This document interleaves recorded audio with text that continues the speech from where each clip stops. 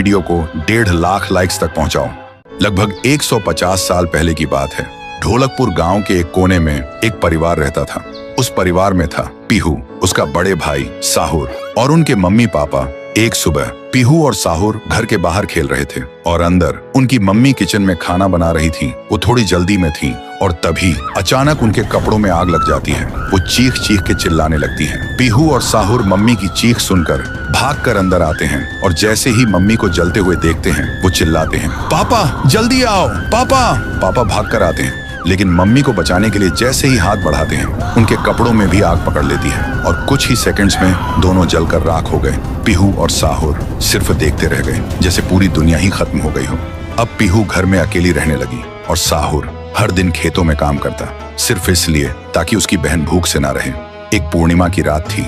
साहुर खेतों से काम करके घर लौट रहा था। तभी उसकी नजर जाती है एक घर की खिड़की पर। वो देखता है एक आदमी किसी का खून कर रहा था। ये देखते ही साहुर के पैर कांपने लगे और जैसे ही वो पीछे मुड़ता है एक और आदमी हाथ में खंजर लेकर खड़ा था। वो आदमी बिना कुछ कहे साहुर पर वार कर देता है। फिर गांव के लोगों को इकट्ठा करते हैं और वही आदमी चिल्लाता है, ये लड़का मेरे घर में घुसकर चोरी कर रहा था और जब मैंने रोका तो मुझे ही मारने की कोशिश की। अब आप लोग ही बताओ इसके साथ क्या किया जाए। गांव वाले गुस्से से भड़क उठते हैं और चिल्ला के कहते हैं, इसे उस पेड़ पे जिंदा उल्टा लटका दो। साहुर गिड़गिड़ाता है, मैं बेकसूर हूँ, मैंने कुछ नहीं किया। लेकिन गांव के किसी ने भी उसकी एक ना सुनी। उधर उसकी बहन रात भर उसका इंतजार करती रही और सुबह जब वो उसे ढूंढने निकली तो देखती है उसका भाई गांव के बीच वाले सूखे पेड़ से उल्टा लटका हुआ है। ये देखते ही पीहू टूट जाती है, जोर जोर से चीखने लगती है और उसकी चीख पूरे गांव में गूंज जाती है। फिर गांव वाले पीहू को भी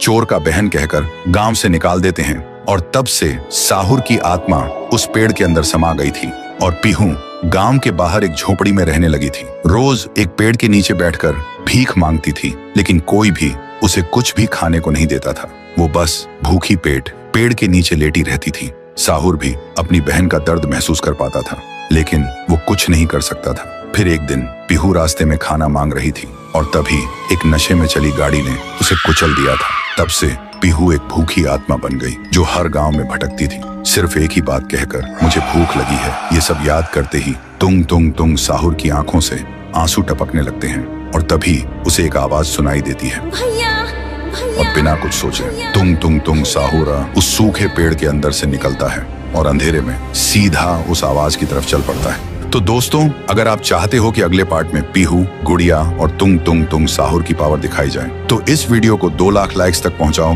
तभी आएगा असली तांडव।